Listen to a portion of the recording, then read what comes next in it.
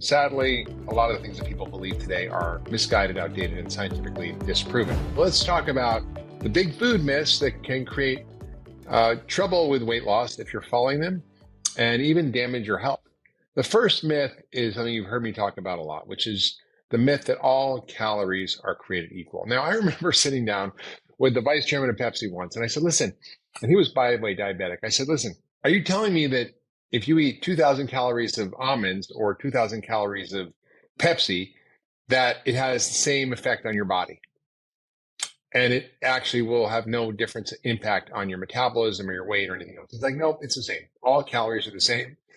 And it's sort of shocking to me to hear that because it's just purely from common sense perspective, it doesn't make any sense, right? Even a 5-year-old kid will go, yeah, probably they're not the same, even though they contain exactly the same amount of calories. So the basic myth that we've been taught is that if you want to lose weight, you should eat less and exercise more. It's all about calories in, calories out. Now that myth serves the food industry. Why? Because if there are no good and bad calories, then it's all about moderating your intake. If you want to include, 300 or 400 calories of soda as part of your daily diet, as long as you don't go over your daily limit, you'll be fine. But we know that's not true. And the government also believes this. The nutrition associations recommend this. The American Heart Association, Diabetes Association, everybody is pushing this myth that it's all about tracking calories. But good luck if you want to track calories. If you just are off by 100 calories a day for a few decades, you would gain like 20 or 30 pounds of weight because of that excess calories. You can't, unless you're like measuring every little thing and calculating every little thing, you can't actually determine what your caloric intake is every day because your body is way smarter than that and regulates things by understanding how to use the information of food to control what's going on. So one of the most important principles of functional medicine is food is information. It's code, it's instructions. And yes, all calories are the same in a vacuum. So people say, oh, Dr. Hyman, you can't go against the laws of physics. The law of thermodynamics, the second law of thermodynamics says that energy is conserved in the system. So calories in, calories out. That's basically true. And that is true in a vacuum. If I take a pound of feathers and a pound of lead and I drop them off a bridge, what happens? There's both a pound. The feathers go like this and float down gently, and the lead goes boom. Why? Air. Now, you can't see it, you can't taste it, you can't smell it. Well, at least in most cities you can. In most places, the places you can. But basically, when we eat food, it's the same thing. A calorie is a calorie is a calorie. But when you eat it, it's different because it interacts with your metabolism, your hormones, your microbiome, your immune system. It literally changes with every bite your gene expression. So the information in food beyond the calories, the phytochemicals, the vitamins and minerals, the quality of the macronutrients, the quality of the food determines so much about what's going on. So it actually is important not to focus on how much you're eating, but on what you're eating. And when you change the quality of the food, the instructions change, your hormones change, your metabolism changes, and the data is very, very solid on this. So we really understand that this myth serves certain people. It serves the food industry for sure, right? But it's not serving the average American. We know we've seen such a dramatic increase in obesity. We'll talk about that in a minute. But, there are good and bad calories. There are foods that are not good for us, and there are foods that are good for us. And this is not just a math problem. Metabolism is not a math problem. Okay, it's a dynamic system that we're constantly playing with food and our biology. So it's not. And by the way, it's not just the vitamins and minerals and the phytochemicals. It's the quality of the phytonutrients. Let me just give an example. So if you eat a trans fat, and let's say gram for gram, you eat the same amount of omega-3 fats. It's fat. It's got the same amount of calories. When you eat trans fat, we know that it increases your risk of heart attacks and strokes and cancer and diabetes. We know that it binds to a receptor on your cell called PPAR, which is peroxisome peripherally activated receptor, blah, blah, blah, whatever. It doesn't matter. But basically PPAR. And that receptor, when you bind it with a trans fat, will activate inflammation, will slow your metabolism, will make you more insulin resistant. If you take an omega-3 fat, EPA, from fish oil, for example, you bind that to the same receptor. That's what's naturally supposed to bind to that receptor. It does the exact opposite. It improves your gene expression. It reduces inflammation. It increases your metabolic rate. It increases your body's anti-inflammatory systems. So same fat, calories and gram wise, but very profoundly different effects on your biology. So I know people out there are kind of moving in this whole field of like calorie in, calories out, energy balance.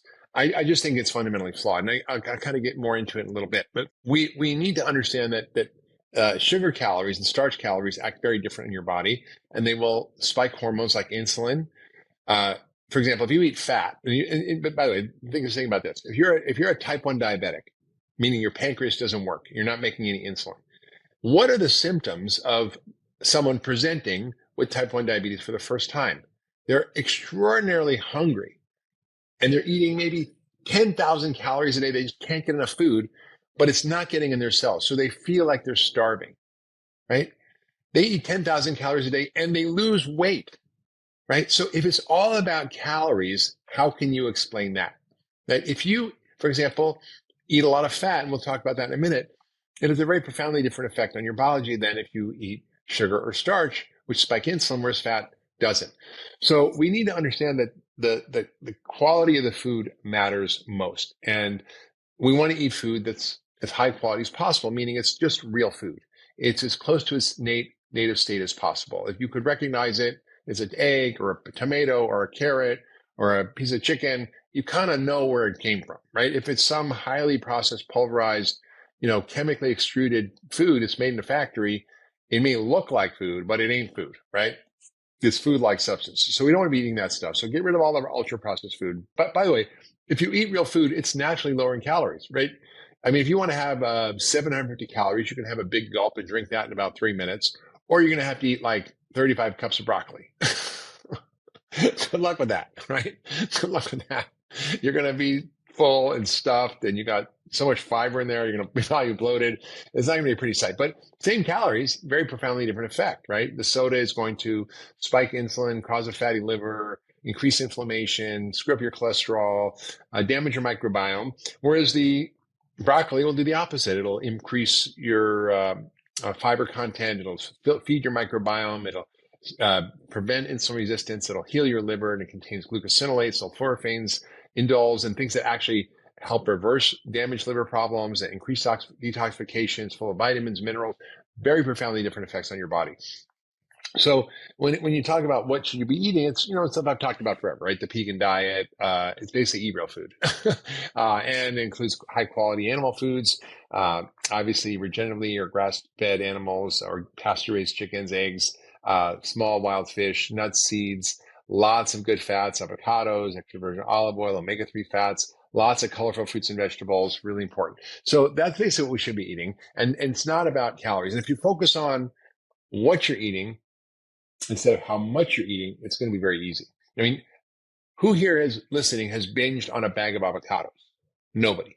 Who has binged on a bag of cookies or eaten a whole pint of ice cream? I certainly have. I mean, you just can't eat the amount of real food that would actually cause a problem, because your body has this naturally regulated system where if you eat enough of nutrient dense food, you feel full. The next myth that I want to talk about is it's all your genes. And there was a recent doctor from Harvard who was on 60 Minutes who said, obesity is genetic. We need Ozempic to fix this problem. And I'm like, what? Because, yes, there may be a genetic predisposition, but it's not your predestiny. Genes load the gun. The environment pulls the trigger. The Pima Indians 100 years ago, or maybe now probably 120 or 30, 40 years ago, they were thin, they were fit, they had no obesity, no heart disease, no diabetes. Now their average one has diabetes by the time they're 30. About 80% of them get type 2 diabetes by the time they're 30. Their life expectancy is 46. Some kids as young as 2 or 3 in that community are getting type 2 diabetes, which we used to call adult onset diabetes. Now, they were adapted to a very different environment. So their genes are susceptible to diabetes and obesity, but if they have different conditions, they won't get it. So when you look at the idea that our genes are the problem, it just doesn't make sense, right? It was a we call it GWAS study, genome-wide association study, and they found over 32 genes that were obesity predisposing genes in the population. And it accounted for really only 9% of the obesity cases. And what was amazing is even if you had all 32 genes, all of them, which never happens, it would only account for about 22 pounds of weight gain. And and yet today, 42% of Americans are obese. When I was born, obesity rates were 5%. Now they're 42%. That's like a eightfold plus increase, an 800% increase in my lifetime. Now, our genes change only 2% every 20,000 years. So, it's not genetics, fans. It's actually our environment. Now, what didn't change was our genes. What did change was we went from eating very little starch and sugar to refined sugars and starches. Sugar was a very rare commodity and very, very much of a treat. In 1800, which they were still eating a lot then, it was 10 pounds per person per year. Now it's about 152 pounds per person per year, and about 136 pounds of flour, which is pretty much just the same in the body.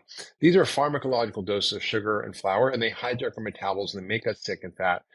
And a lot of things will contribute to obesity: environmental toxins, stress, our changes in our microbiome, obviously the high starch sugar diet or ultra processed foods. But genetics is not really the problem, right? I mean, you look at even, photographs from the 1960s, people on a beach, or in the 1950s, nobody was overweight. I mean, I just went to a concert out in Washington, and I'm like, wow, like it was hard to find a person who wasn't overweight. So, and it's because 75% of us are overweight.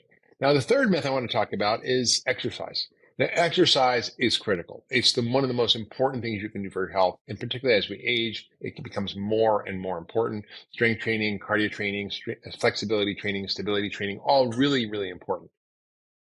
However, you cannot exercise your way out of a bad diet.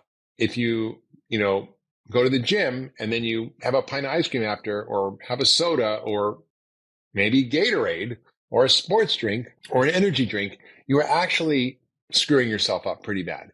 You cannot exercise your way out of a bad diet, because what happens is you basically need to do a lot of exercise to burn the same calories that you just consumed, right? If you drink one 20-ounce soda, you have to walk 4.5 miles to burn it off.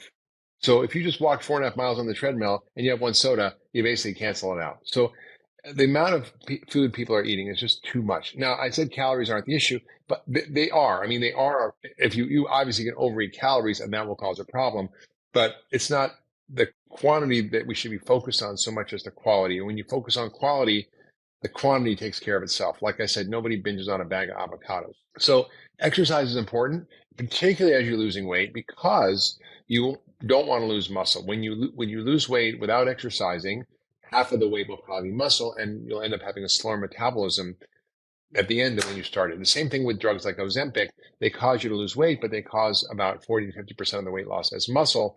And then when you end up at the weight you are at the end of the treatment, you're going to actually have a slower metabolism and need less calories, which is kind of a bummer. So you cannot exercise your way out of a bad diet, and it's important, but make sure you exercise and eat well. The last myth is fat. Eating fat makes you fat. Now, I wrote a whole book on this called Eat Fat, Get Thin, but eating fat does not make you fat. It's really actually critical for health and weight loss. And I want to go into this a little bit. In most weight loss studies, you see 5% weight loss. That seems like, wow, great job. That's an amazing amount of weight loss. But the truth is that, that's not very much. Okay? But it does make a difference in your health, obviously, but it's not that much. The one study that was done, there are actually a number of these, looking at ketogenic diets. And this was for type 2 diabetics. Not only did they reverse the type 2 diabetes in 60% of the cases using a ketogenic diet, which is basically 70 to 80% fat, about 20% protein, and maybe 5% carbs. They found that they had a 12% weight loss, which was more than most studies ever see with weight loss. Very impressive. Now, when you look at the studies on this, and this is a lot of this work has been done by David Ludwig at Harvard, and the nutrition studies, as I said, are hard to do. These are rigorously controlled trials. These are done with extreme scientific rigor by MD, PhD, Harvard, Stanford trained doctor at the best institution in the world, and they really spared no expense. I mean, there's $12 million to do a really relatively small study, but it was a very robust study with profound effects. And what they found was that when they basically put two groups of people on, actually even this, I think it was the same group, but switching their diet one time to this. So their own internal control. It's called crossover design. It's actually one of the most rigorous scientific designs. The first part, they put them on the same calories, but high carb, low fat. The second part of the study, they put them on a high fat, low carb diet. And what they found was really interesting. The group that was, overweight and insulin resistant in these studies, they actually, when they had the high fat, low carb diet, burned 400 calories more a day. Now, put that in perspective. A pound is about 3,500 calories. So that's about a pound a week. If they ate that diet, they would lose a pound a week, which is pretty amazing. And in a year, they could lose 52 pounds, right? So the data for me on this is really compelling. If you want to learn more about it, we'll put it in the show notes, but there's a lot of review papers by Dr. Ludwig and others on the carbohydrate insulin hypothesis. And I encourage you to dig into this research if you really want to understand it.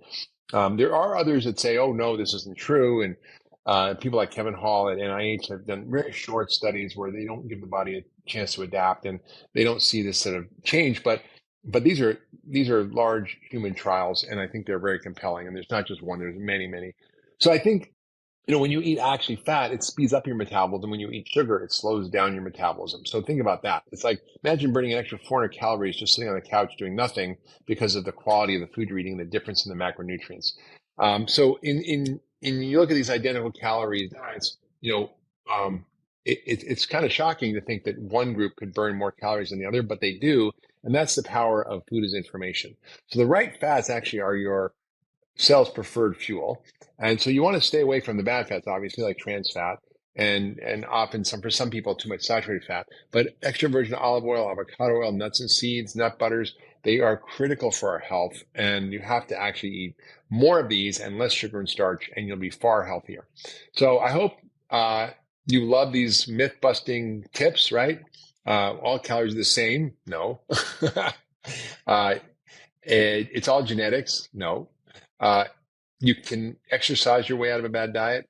No. And eating fat makes you fat? Well, no. So hopefully you'll get that and put that down in your little encyclopedia in your brain and think about this next time you're eating and shopping and exercising. If you love that last video, you're going to love the next one. We also think for so many years that fat causes you to be fat, but it's actually not fat that causes you to be fat. It's starch and sugar.